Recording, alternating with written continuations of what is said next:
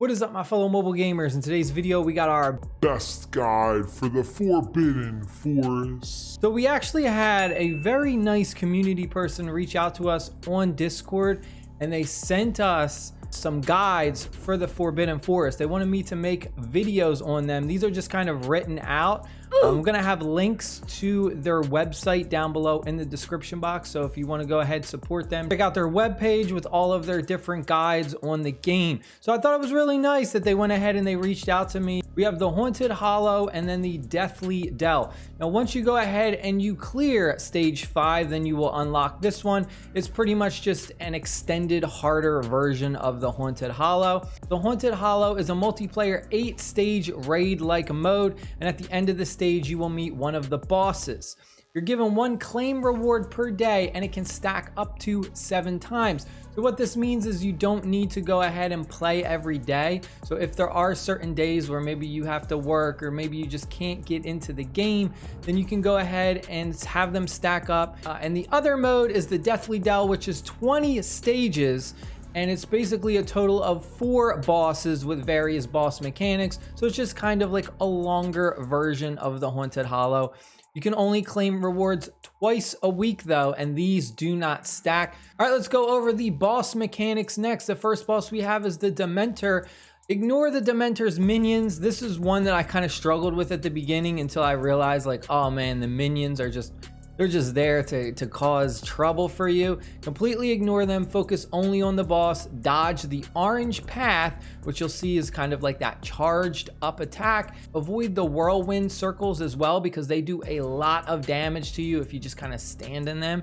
And you also want to make sure you keep your distance, put out tons of damage on the Dementor as much as you can. Next up we have is the Giant Spider. Constantly unloads small spiders which release a poison pool upon death. Bring AoE spells to counter it. So the fire spells, the poison spell that specifically counters spiders. A variation of this is the spider with the eggs. The ground hurts, the spiders hurt, everything hurts. I love his take on this.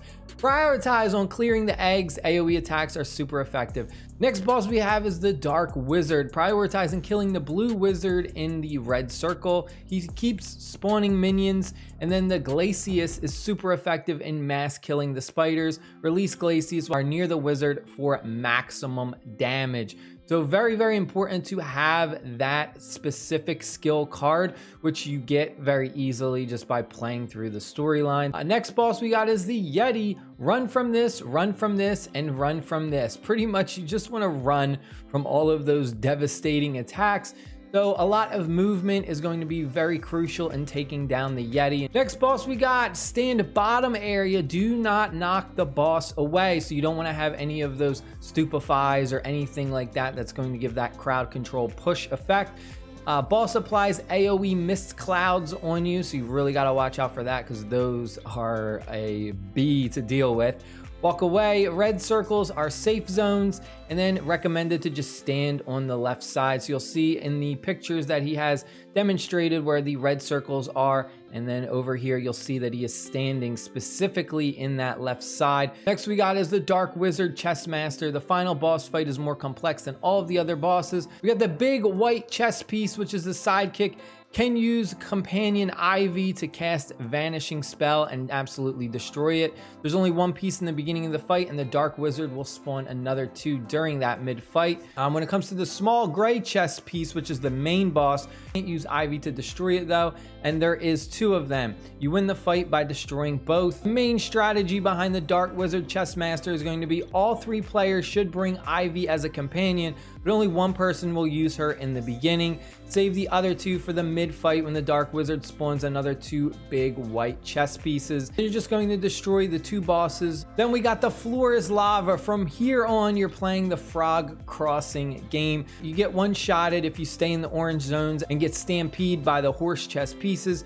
You really got to just make sure that you stay in those safe zones. Again, these are highlighted in the pictures. Then we have the floor is ice. This phase is not so bad. The Glacius Maximus cast by the enemy does not one-shot you. At this point, we reach the mid-game of the battle, and you'll see that it is now time for the other 2 players to go ahead and use their Ivy companions and take out the new big white chess pieces that have spawned. Next up we got is our enhancements. So every single stage we get 3 random spells or ability enhancements to choose from. These bonuses enhance our spells, our summons, our skill buffs, and are just exclusive for this game mode. The enhancements will reset once we finish the entire run, and the enhancements are not balanced, which is a very, very important thing to emphasis on, that they are not balanced, and some are inherently better than others. The enhancements for the spells, the summons, and the skill buffs, they have 4 tiers.